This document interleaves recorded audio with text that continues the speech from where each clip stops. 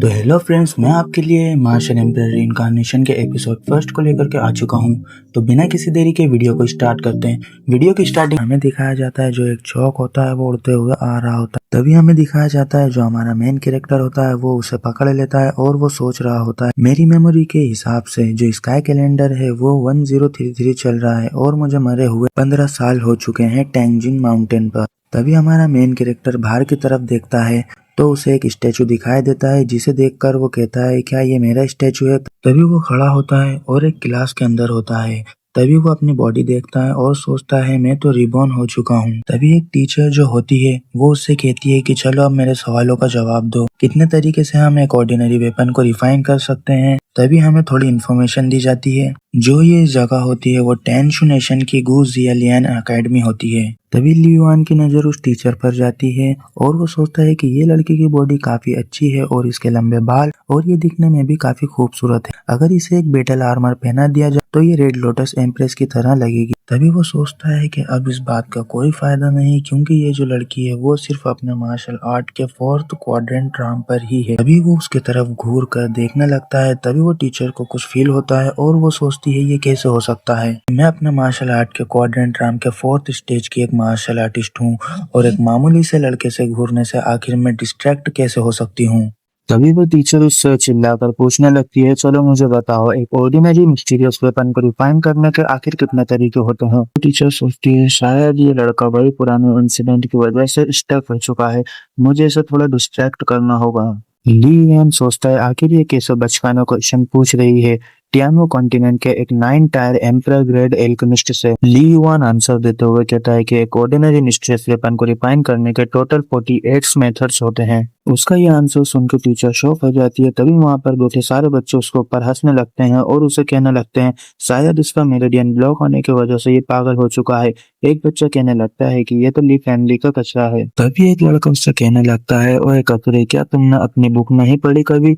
Lord यांग D में यहाँ साफ लिखा है कि इसे रिफाइन करने के टोटल 36 मेथड्स होते हैं। ली युआन कहता है यांग डी, क्या वो बेवकूफ 12th मेथड भूल गया है इस बुक में लिखना? तभी वो टीचर उससे कहने लगती है तुमने क्या कहा अभी? सारे बच्चे उसके ऊपर हंसने लगते हैं। एक बच्चा कह रहा होता है कि लगता है ये पागल हो चुका है। फिर एक बच्चा उसे कहता है लॉर्ड यांग डी मार्शल एम्परर के डायरेक्ट डिसाइपल है, उनसे कोई मिस्टेक नहीं हो सकती। आखिर तुम लॉर्ड यांग डी के बारे में ऐसा कैसे कह सकते हो? तभी टीचर उन्हें शांत कराते हुए कहती है तुम सब चुप हो जाओ। वहाँ बैठे हुए सारे बच्चे चुप हो जाते हैं। टीचर कहती है कि मार्शल एम्परर गुफेंग सिर्फ एक 3rd रैंक के मार्शल आर्टिस्ट नहीं थे बल्कि वो एक टियानो कॉन्टिनेंट के 9 लेवल के एक एल्केमिस्ट भी थे। पर इसे बाकी मेथड्स के बारे में कैसे पता है? तभी बच्चे कहते हैं पर इस बुक में तो इतने ही है। टीचर कहती है कि 12th मेथड्स और हैं जो उन्होंने इस बुक में नहीं लिखे क्योंकि कोई भी ऑर्डिनरी पीपल उसे परफॉर्म नहीं कर सकता है। टीचर सोचती है सभी लोग इसे कचरा कहते हैं क्योंकि इसके मेरिडियन अभी तक ओपन नहीं हुए हैं, पर अगर ये खुद को ट्रेन करके एक एल्केमिस्ट बन जाता है तो ये इसके लिए काफी अच्छा होगा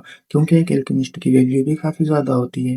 टीचर उसका टेस्ट लेने के लिए उससे पूछती है चलो बताओ तुम्हें अगर इतना ही पता है तो मेरे क्वेश्चन का आंसर दो। एक वेपन को रिफाइन करने के लिए हमें स्काई क्रिस्टल और सैंड की जरूरत क्यों होती है? तभी टीचर उससे कहती है कि अगर तुमने इसका आंसर बता दिया तो तुम्हें मेरी क्लास अटेंड करने की कोई जरूरत नहीं। तभी सारे बच्चे कहने लगते हैं कि लगता है टीचर काफी ज्यादा गुस्से में है तभी उन्होंने इतना ज्यादा मुश्किल क्वेश्चन पूछ लिया। ली युआन आंसर देते हुए कहता है कि वैसे तो हमें इन चीजों की जरूरत नहीं होती है, पर अगर एक ऑर्डिनरी एल्केमिस्ट इसे यूज करता है तो उसे इसे फ्यूज करने में काफी ज्यादा हेल्प होती है। टीचर उससे कहती है कि तुमने सही कहा, पर मुझे बताना क्रिस्टल और सैंड को ऐड करने के बाद भी काफी रिफाइनिंग प्रोसेस फेल क्यों हो जाती है? ली युआन कहता है स्काई क्रिस्टल एक वाटर एलिमेंट होता है और वो फायर एलिमेंट में यूज नहीं हो सकता। टीचर कहती है कि अगर ऐसी बात है तो जरा बताना हम रेड कॉपर और शाइनिंग कॉपर की मदद से सैंड क्रिस्टल के इफेक्ट को कैसे हटा सकते हैं? हमारा हीरो जवाब देते हुए कहता है कि रिफाइनिंग के टाइम क्रिस्टल की इम्प्योरिटी को पहले ही हटा देना चाहिए। टीचर उसका आंसर सुनने के बाद काफी ज्यादा शॉक हो जाती है और कहती है इसे इस तरह से करते हैं,